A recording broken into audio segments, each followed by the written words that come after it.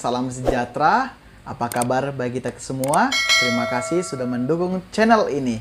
Kembali lagi bersama saya Elroy Christian dalam program Ayo Belajar. Nah, saat ini banyak juga pertanyaan yang datang kepada saya. Apa sih perbedaan saksi Jehova dengan Kristen? Apakah saksi Jehova sama dengan Kristen? Saya ingin menjelaskan dengan setegasnya bahwa saksi Jehova bukanlah Kristen. Jadi tolong pahami ya, saksi Jehova bukanlah Kristen. Karena apa? Karena ada 10 ciri-ciri saksi Jehova yang berbeda dari ajaran Kristen. Jadi pendengar yang setia, tolong kita mengikuti video ini sampai selesai supaya kita mendapatkan suatu ilmu pengetahuan sehingga iman kita semakin hari semakin dewasa. Oke, aliran ini pernah dilarang di Indonesia dan dianggap aliran sesat loh. Tapi larangan tersebut dicabut pada masa pemerintahan Presiden Abdul Rahman Wahid. Sejak itu jumlah anggotanya terus bertambah. Sekilas pengikut saksi Jehova yang disebut saksi terlihat seperti orang Kristen pada umumnya, sehingga saudara-saudara kita yang tidak seiman menganggap mereka sama saja dengan pemeluk agama Kristen lainnya. Tetapi kalau kita perhatikan lebih jeli lagi, ada ciri-ciri saksi Jehova yang berbeda dengan ajaran agama Kristen. Yang pertama, perbedaan nama tempat ibadah dan sebutan umat. Secara umum, saksi Jehova adalah kelompok Kristen yang menyatakan kebenaran tentang Yehuwa. Yehuwa atau Yahweh adalah sebutan untuk Tuhan atau Allah di Perjanjian Lama dan Alkitab terjemahan Yunani. Para pengikutnya menolak disebut umat atau jemaat. Mereka menyebut diri sebagai saksi. Tempat ibadah disebut balai kerajaan, bukan gereja. Yang kedua, mengakui bahwa mereka Kristen. Walaupun ada perbedaan dalam sebutan pengikut dan tempat beribadah, saksi Jehova mengakui bahwa mereka Kristen tetapi menolak doktrin Trinitas atau Tritunggal. Menurut saksi Jehova, Roh Kudus yang datang dari Yesus hanya manusia biasa dan Roh Kudus adalah suatu kekuatan, bukan berbentuk manusia. Atau Yesus disebut anak Yehuwa karena Yesus adalah ciptaan langsung dari Allah. Menurut mereka, Yesus sebelumnya hidup di surga sebelum turun ke dunia dan kembali ke surga setelah wafat dan dibangkitkan. Yang ketiga, mewartakan ajaran secara door to door. Menurut saksi Jehova, cara yang paling efektif dalam mewartakan ajaran adalah melalui dari rumah ke rumah atau door to door.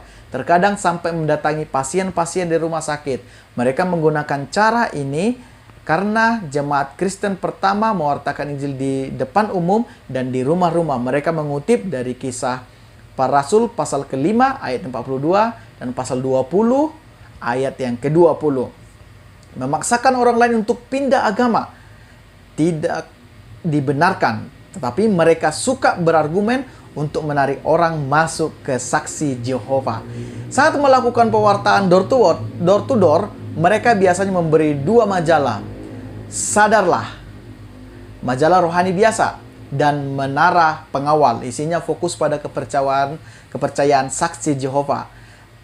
Nah, tentang kejadian-kejadian di dunia yang sesuai dengan ramalan Alkitab. Untuk mendekatkan diri kepada calon pengikut baru, mereka biasanya hanya menyebarkan majalah Sadarlah agar orang-orang berpikir mereka itu umat Kristen. Seperti pada umumnya, setiap anggota saksi Jehova wajib melakukan pewartaan dan punya target menarik anggota baru setiap bulan. Yang keempat, memiliki Alkitab sendiri. Tahun 1961, saksi Jehova menerbitkan terjemahan Alkitab untuk mereka sendiri, The New World Translation of the Holy Scripture. Nah, tahun 2015 mereka juga telah Alkitab yang mereka terjemahkan ini telah diterjemahkan dalam 129 bahasa dalam bahasa Indonesia. Nah, Alkitab yang mereka terjemahkan juga disebut terjemahan dunia baru. Yang kelima, tidak merayakan Natal, Paskah, dan ulang tahun. Saksi Jehova tidak merayakan Natal dan Paskah. Karena menurut mereka Alkitab mengajarkan bahwa seharusnya kematian Yesuslah yang harus dirayakan. Paskah bukan kelahiran atau kebangkitan. Menurut mereka, Natal dan Paskah tidak diakui Tuhan karena berasal dari ritus dan adat istiadat pemuja berhala. Mereka juga tidak merayakan ulang tahun karena perayaan seperti ini tidak menyenangkan hati Tuhan. Yang keenam, tidak menerima transfusi darah. Para penganut Saksi Yehova mengakui dan mempraktikkan pengobatan modern dan tidak mempraktikkan penyembuhan iman. Tetapi mereka tidak mau mendapatkan transfusi darah karena menurut mereka Alkitab mengatakan kami tidak boleh meminum darah. Imamat 17 ayat 10-14. Nah, menurut Saksi Yehova, transfusi darah dalam komponen apapun, darah lengkap, trombosit, eritrosit, plasma atau dan leukosit sama dengan minum darah. Saksi Yehova juga tidak memperbolehkan anggotanya melakukan donor darah dengan alasan darah ciri-ciri Saksi Yehova tersebut akan disimpan sehingga Alkitab mengatakan bahwa darah seharusnya ditumpahkan ke tanah. Yang ketujuh, tidak mengakui salib sebagai simbol kekristenan. Saksi Yehova tidak mengakui salib sebagai simbol Kristen, ditandai dengan tidak adanya salib di balai kerajaan mereka. Menurut Saksi Yehova, Alkitab kemungkinan besar terjemahan Dunia Baru menyatakan Yesus tidak meninggal digantung di salib, tapi digantung di tonggak biasa. Yang kedelapan, mengucilkan anggota yang memisahkan diri. Anggota yang memisahkan diri dari Saksi Yehova disebut murtad. Sejak tahun 1981, Saksi Yehova mengharuskan ayat Alkitab tentang makanan setiap anggota Saksi Yehova mengucilkan orang-orang yang murtad tersebut, termasuk anggota keluarganya sendiri. Hal ini bisa sangat merugikan bagi orang-orang yang murtad tersebut karena bisa mengganggu kehidupan rumah tangga, sosial, dan pekerjaan mereka.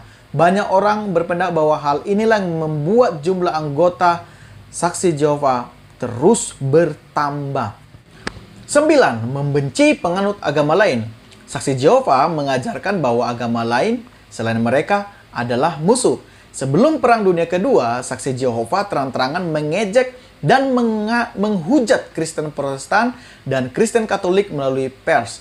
Setelah Perang Dunia Kedua, Saksi Yehova tidak begitu terang-terangan lagi, tetapi tetap saja menerbitkan tulisan-tulisan yang menyudutkan agama tertentu. Saksi Yehova juga tidak mau ikut serta dalam dialog hubungan antar iman. Hal ini tentunya tidak bisa dibenarkan. Karena apa? Karena semua agama pada dasarnya mengajarkan kebaikan.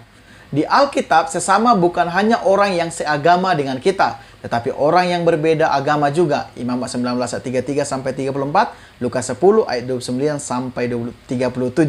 Bahkan dalam Alkitab pun disebutkan bahwa kita harus mengasihi sesama, bahkan orang yang membenci kita. Ke-10, sering bernubuat palsu. Sejak tahun 1907, Saksi Yehova telah menerbitkan puluhan nubuat yang sampai sekarang tidak tergenapi. Nubuat-nubuat tersebut paling banyak menyatakan bahwa akhir zaman akan terjadi pada tahun-tahun tertentu. Ini bertentangan dengan ajaran Kristen dan isi pendalaman Alkitab Katolik ataupun Protestan. Bahkan tidak seorang pun yang tahu kapan akhir zaman akan terjadi.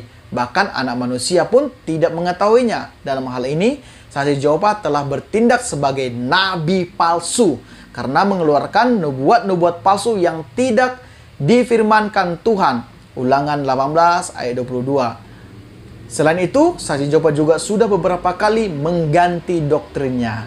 Nah, teman-teman, Bapak Ibu, Saudara-saudari, berdasarkan ciri-ciri di atas dapat kita simpulkan bahwa Saksi Yehova melenceng dari ajaran Kristen dan mereka bukanlah orang Kristen. Jadi kalau ada orang yang mewartakan Injil ke rumah, sebaiknya berhati-hati ya. Kita harus mempertahankan iman kekristenan kita, jangan sampai terbawa ke dalam aliran ataupun ajaran yang melenceng dari ajaran Kristen dan Alkitab. Semoga informasi ini dapat membantu kita semua. Shalom.